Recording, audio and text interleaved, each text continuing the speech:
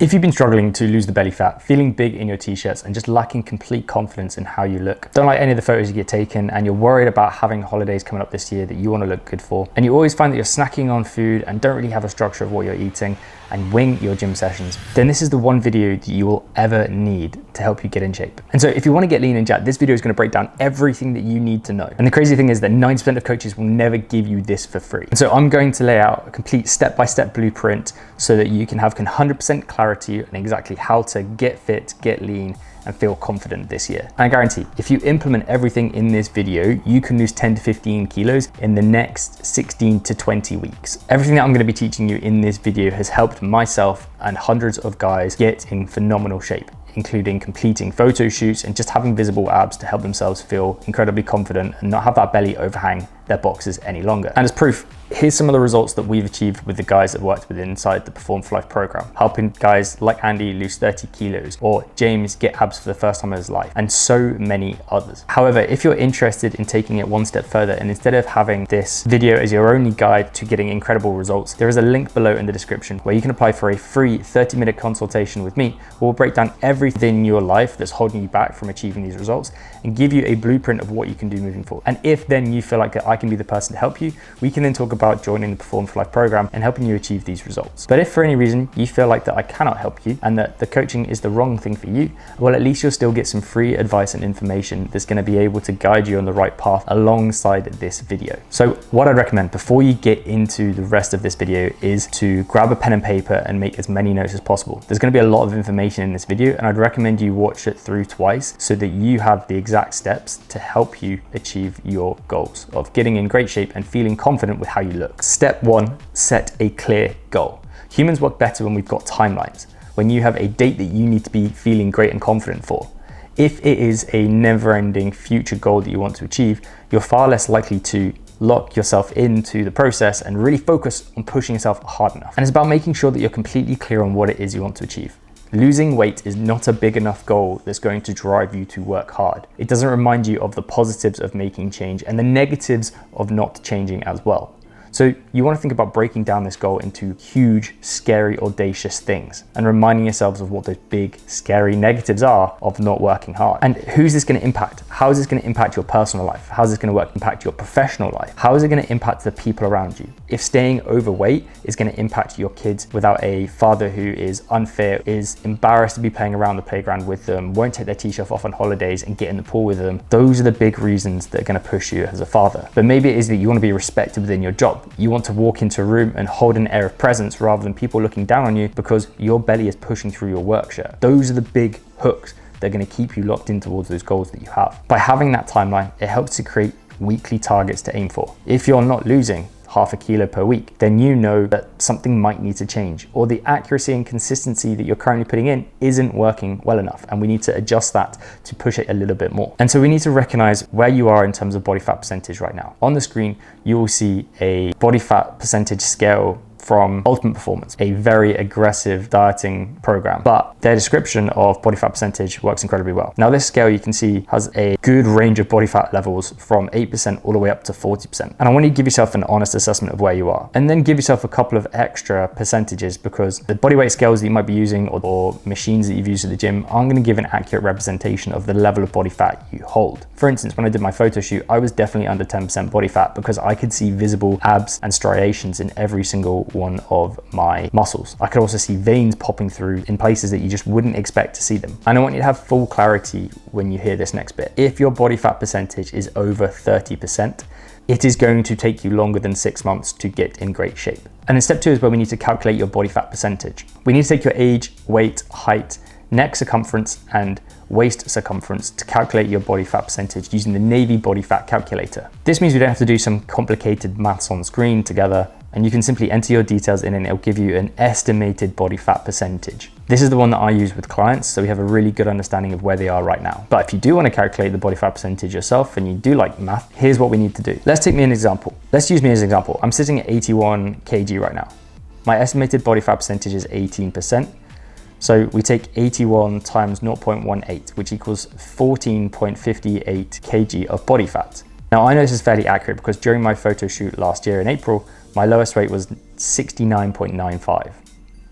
So my lean mass is 81 minus 15 because I've rounded up to 66 kilos of lean muscle mass. Now, if we look at the chart again, we'll be able to tell where a healthy range of body fat is now. I like to keep most of my clients in and around 15% because that's where they still keep visible abs, but performance is still able to be nice and high, and they have more food freedom with what they're eating. It doesn't impact their energy levels, fatigue is okay, focus is much higher, libido is higher, and they can still enjoy socializing without going wild every single weekend. And now that we know what your desired body fat percentage is, we want to take that number away from 100. So if your goal is to get to 10% body fat, we take that away from 100 and it gives us 0.9. And then we take away your lean body mass from 0.9, or whatever number is given you from your body fat percentage you're after. So for me, my lean body mass was 66 kg divided by 0.9, which equals 73.3 kg. So my goal weight is 73.3 kilos.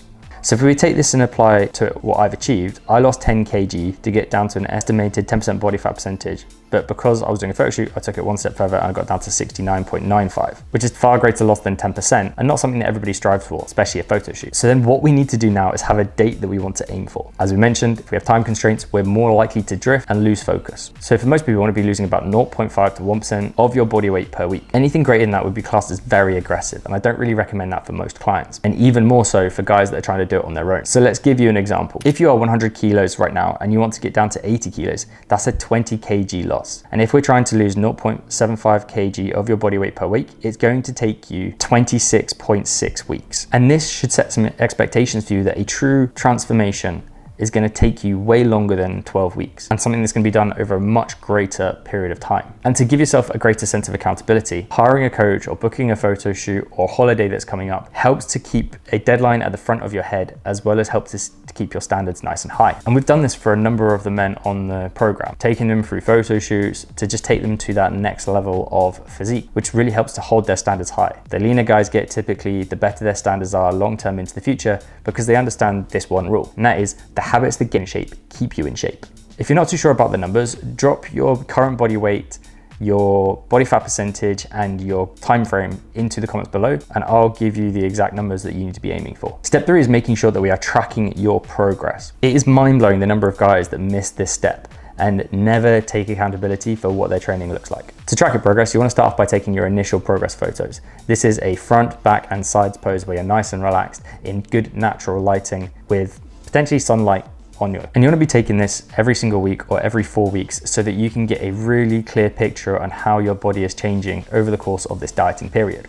I've also recommended to clients that at points they take videos as well so they can really see how the body is changing.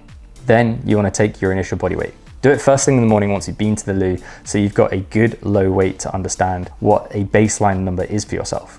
You don't want to be taking this in the middle of the day or after food or late at night or after a stressful or poor night's sleep, because it's going to impact where your body weight is right now. But the most important thing here is understanding that it is just a number. You don't want to attach any emotion to what you see on that scale weight because it can fluctuate by so much. As we've already mentioned, things like sleep quality, salt intake, the amount of training you've done before, activity levels, how much stress your body is under, the quality of the food that you're eating, the amount of fiber you're consuming, all impact how your body weight is going to change over the course of the time period that you're aiming to lose the weight by. Now, step 3 is building the blueprint. We want to calculate your calories. And to do this, we need to understand proteins, fats, and carbohydrates, and how important they are to help progress through your fat loss phase. A simple calculation is taking your body weight in kilos and multiplying it by 2.2 and then by 10. And then you want to be aiming for about 2 to 2.2 grams of protein per kilogram of body weight. Normally, I'm an advocate of a higher protein diet. Sometimes it's not always necessary, especially if you're trying to keep sports performance or training performance high. You might want to bring that protein level down a little bit so you can keep that training intensity high. The most important thing to understand is that protein is an essential food that you eat. It helps to build and maintain lean muscle mass, helps to keep you satiated because it has a high thermic effect of food. Essentially, it takes a lots of energy to break down that protein because of its complex carbon bonds to then help you stay in the deficit longer. Fats, you want to be aiming for about 50 to 70 grams of protein, and then carbohydrates will then compile the rest of those calories. So if your calorie goal is 2,430 and there are 9 grams of protein and there are 4 calories per gram in protein and carbs and 9 in fats. So a quick calculation gives us protein of 4 times 178 equals 712 calories. Fats at 9 times 60 equals 540. 140. We add those together. That leaves us with 1,252 left for carbohydrates. We divide that by 4 and it gives us 313 grams of carbs. I would then make sure to prioritize your carbohydrates post training, as well as in the evening to help you sleep. One of the reasons that carbohydrates are so important before bed is it helps to stop liver gluconeogenesis, where it breaks it down into carbohydrates. Now, we don't want this to happen late into the evening because this is gonna then set your body awake and make you wake up in the middle of the night. I would try to recommend sticking to single ingredient food items, having proteins and fruits at every meal, and focus more on nutrient timing than you give credit for. Trying to have a structured time when you eat every single day is gonna help to regulate your hunger hormones, ghrelin and leptin. So instead of you grazing throughout the whole day, which is always going to force your ghrelin, which is the hunger hormone, to stay higher, by allowing yourself to go through those fluctuations, it's gonna make dieting much easier. Now that might be incredibly confusing. So the third link below is to the archives. This is the education hub that I have, which is completely for free, where you can go and learn more about how to plan your calories, figure out what your calorie goals are, as well as seeing some training programs and nutritional plans on how to structure food for a dieting period. If you enter your details below, I'll be able to then give you access. The next thing is to build out a weekly meal plan. Now, we did this incredibly well with guys like Liam and James that helped to get results like this. By having a structure for the food you eat,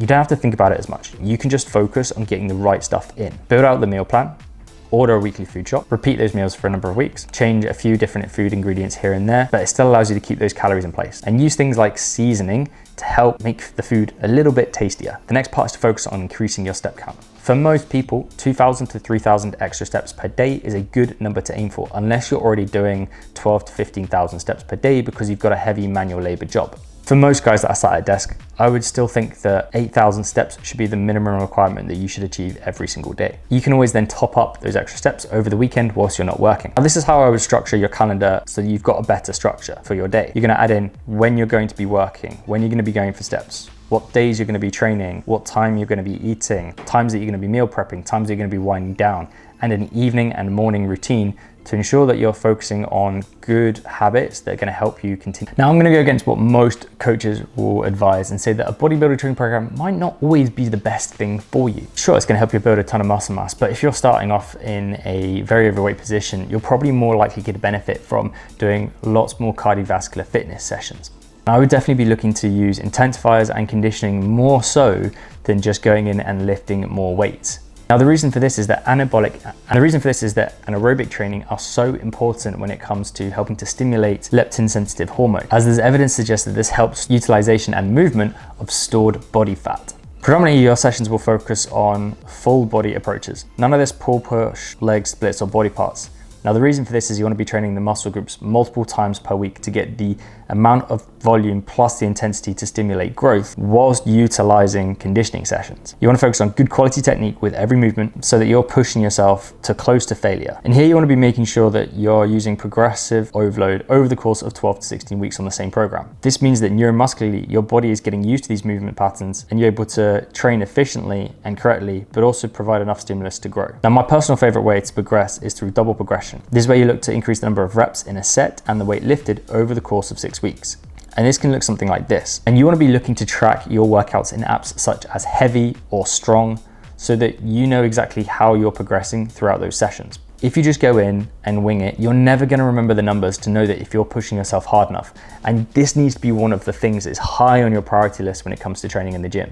For you, I'd recommend using a 2-set setup. This means that you've got enough volume to train hard, but it allows you to push the intensity of those sessions to another degree. You don't need to be doing 3 to 4 sets per exercise. And so, as we've already mentioned, you want to be doing a mix of both high intensity interval training to create anaerobic fitness improvements, but also some low steady state cardiovascular sessions as well. This is where I'd be looking to recommend at least 20 to 30 minutes once per week, if not more, if you're seriously overweight and would class yourself as above 30% of body fat, to help improve your heart health, improve your capillarization of your muscles, help to clear blood glucose and fat in your bloodstream. And this should be a pace that you can comfortably keep a conversation at. You're aiming for that zone 2 space to really see those improvements in cardiovascular health. So I'd personally be opting to do 3 resistance sessions, 1 anaerobic conditioning session, and 1 steady state low intensity session. If you're closer towards that 30% body fat, I'd actually remove the anaerobic sprint style high intensity interval training session and replace that with a steady state cardiovascular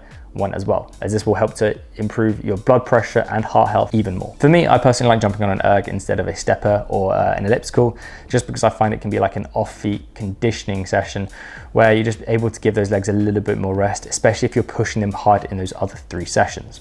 And then you want to be focusing on setting sleep targets. What time you're going to be going to bed, what time you're going to be waking up, and aiming to try and repeat that every single day of the week, including the weekends. And this is important because you don't want to be creating artificial jet lag in the mornings if you snooze your alarm or don't get up at the same sort of time. This means you're going to feel more groggy, more lightheaded, and make poorer choices with your nutrition later into the day if your sleep quality suffers.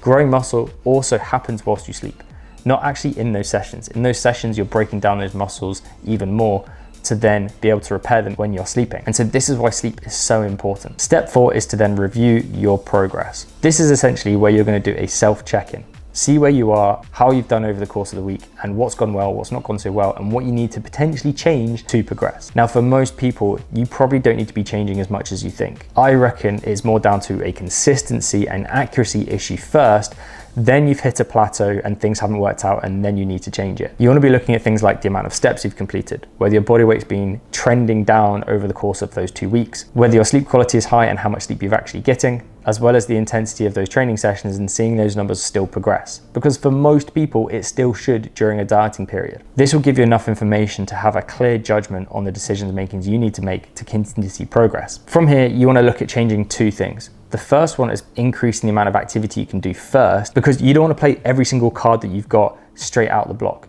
You want to keep some cards back so that you can then use them later on into the future. Increasing things like steps and then cardio before you then take calories away means you've got lots of food that's going to help to keep you satiated, but also perform well in those sessions. But then if body weight has plateaued, you've done everything right. You're doing 10 to 12,000 steps per day. You're doing 1 to 2 cardio sessions per week alongside your gym sessions. Maybe removing 200 to 300 calories is the next move for you. Don't want to be removing any more than that, because otherwise it's going to negatively impact your fatigue and your performance. And that's when you change those numbers. The majority of the time you take it away from carbohydrates, and you keep as much as you can in pre-training, post-training, and keep roughly 50 to 60 grams in the evening. It's going to help you keep sleeping well. The most important thing to understand is that you will be hungry during this whole period. There is no point where you're going to be like, I'm absolutely fine, I don't need to eat, I'm going to be okay.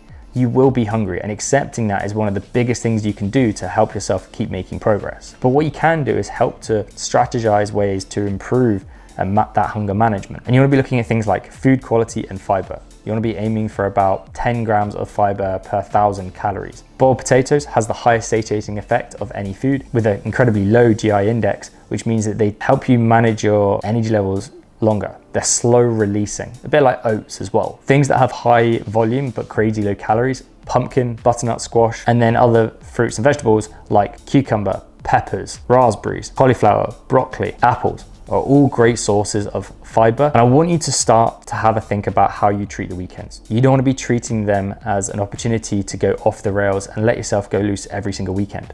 90% of the time, it is the weekends that hold people back. Like Ben. Ben was a guy who thought he could out-train every single weekend until he started getting a hold of what he was eating, and all of a sudden he looks like this. It's a pretty good effort. And I've actually built a YouTube video that completely covers this. And so if you want to go and watch that, head to this video up here, and it'll explain how you can manage your weekends to another level to help you continue to make progress. And some rogue things that you can do. Alongside drinking more water every single day, you can also utilize things like nicotine and caffeine, which are both appetite suppressants. I would just make sure try not to take it too late into the evening, because that's going to then impact your sleep quality.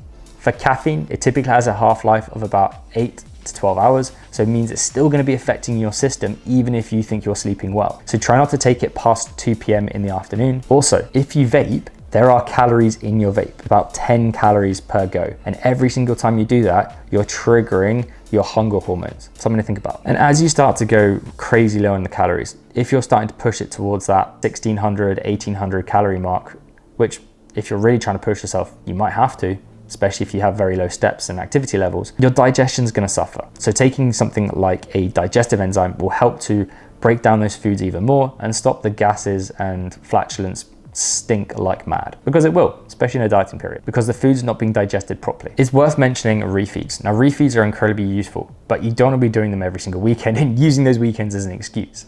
These are something you might want to add in every 6 to 8 weeks to help manage your mental state, stress levels, energy levels, and focus. Now, this is where you typically recommend having about 300, 400 calories of carbohydrates, which are really good quality carbs. I'm talking potatoes, rice, pasta, and sourdough. What this does is helps to give you lots more energy so that you can push harder in those gym sessions, but it also just pulls all the stress down and helps you to feel clearer in your head again. When you start to diet and being on low carbohydrates, your brain's gonna suffer because about 80% of those carbohydrates that you're consuming is used to then fuel that brain. What it's not is an opportunity to go off the rails. It is not an opportunity to do sweet fuck all. You still have to be as active. You still need to train hard. You still need to get good quality food in. You still need to look after yourself during those 3 days because that's what counts. The guys that do really well on this have pure carbohydrates, but if you start to slip into having more fats as well as those carbohydrates, there is a high percentage chance that that fat will then get stored as body fat, which we don't want to do. Step 6 is to become a self-led leader and really build on that mindset. And that's going to sound pretty hippie, but you need to identify the values that your future self would do daily and implement them now. So as somebody that wants to be a lean individual, what are they doing often? Well, they're going for a walk every single day. They're eating good quality foods. They're drinking less alcohol. When they go for meals out, they're not going and having everything that's on the menu. They're not having starters, mains, drinks, and desserts. They're picking their options wisely so that they can remain in a lean position every single time. They're asking the waiter, can they make substitutions to that meal to make it fall more in line with their goals? Whether that's swapping out fries for boiled potato, whether that's adding an extra portion of vegetables that are not sauteed in butter, but are just boiled. These are all things that most restaurants are willing to do for us in this day and age. And so if you don't ask, you don't get. And if the goal is important to you, you bloody well ask. Now, most people are going to lack motivation at some point throughout this process, especially if they feel like they're not meeting that expectation that they're after. Again, remember, you're aiming for about 0.5 kilos of body weight loss per week, depending on your size and who you are as an individual. The most important thing is that when that motivation dips, you need to remind yourselves of the negative of not doing the task. My coaches have always talked to me about having a devil on your shoulder and a goal on the other one, right? So level behind you, goal in front. So you've got something that's pushing you forward as well as pulling you forward. And by reminding yourself of what happens if you don't do the task, you're reminded yourself of what happens. You slip back to the old habits, you never physically change, you never feel confident, you don't feel happy with your kit off, and that has to be a thing that really hooks into you and pulls you forward in these moments. Using circuit breakers can help maintain the mindset when you're feeling weak-willed. I love a personal one for me, which is speaking out loud to myself and asking myself, do I really need this when I'm considering having snacks, or my girlfriend wants to get chocolate, or it's going out for an extra drink with my friends and I'm like, do I really need this? Am I okay if I don't have this right now? This is a verbal one, and speaking out loud to yourself is a really great one. Others that you can do is putting screenshots or photos of what you might want to look like on your phone, or post-it notes in the snack cupboards or in the kids' cupboards, so that you're not reaching for that self there because it has some sort of statement. Now, most holistic coaches might say to you to write something nice on that. But as a guy, we don't always get pushed by those things. And so writing something that might seem a little self-negative or self-depreciated could be a good option. Maybe it's like, you don't need this, you fat fucker. It's aggressive, but it might work. When you start taking ownership of your life, that's where things really start to change. You need to be somebody that has high agency. Now, high agency is where you're taking responsibility of every action that happens in your life rather than blaming other people. This could simply be making sure that you're the person that's instructing everyone else where you want to go for food, telling the people around you that you're dieting and the reason you want to diet. Not just, I want to lose weight. It's, hey, I'm not going to do XYZ when we go out tonight. I need to lose weight, and this is exactly how we're going to make that happen. And a resource that we use within the Perform Fly program is the choice point reflection model. It helps guide our decision making on what we want to be doing, where we are right now, and it helps to outsource the accountability as you move forward. It's reminding you of what actions and habits that person should be taking to allow themselves to progress, and gives you a chance to remind yourself of what those tasks are. The last point is outsourcing accountability to somebody, whether that's a coach, a friend, family member, so that you've got somebody that's pushing you to that next level and telling you, hey, you said you wanted to do this, why aren't you doing it? One of the best ways you can do that is hiring a coach like myself, funnily enough. As I said, I've helped hundreds of guys go through the exact journey that you want to achieve. And so if you ever feel like it's impossible, just remember that, like these guys here, have all made it happen. Whether that's been because they've been dads with multiple business owners, guys that have to fly all over the world for work, self-employed, working 9 to 5, or shift patterns, I've coached numerous people to do that.